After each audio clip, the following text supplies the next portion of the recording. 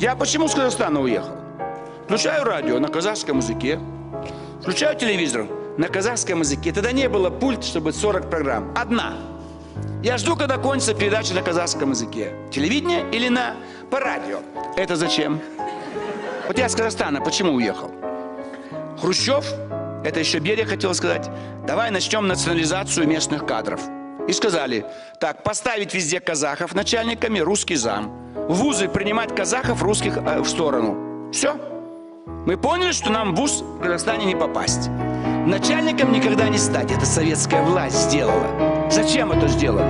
Вы два языка с детства вынуждены были изучить. А русский должен искусственно его учить. Он ему не нужен, он дома по-русски говорит. Почему я из Тбилиси уехал, вам это близко? Невозможно жить. Вот они грузины, а вы все остальные люди второго сорта. Я почему приехал в Москву? Потому что мне сказали, что я не поступлю там, я не казах. Я почему из Грузии уехал? Перспективы нету, я не грузин.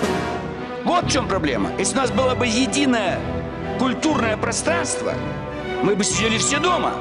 Проверьте всех, кто мигрирует. Вы увидите, как-то так или иначе связано с национальным вопросом.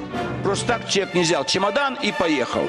Обязательно национальный вопрос имеет место быть. Поэтому здесь мы не должны закрывать глаза. Как глава государства, имея самый высокий авторитет, я скажу, что я всех буду жестко наказывать за любой межэтнический конфликт.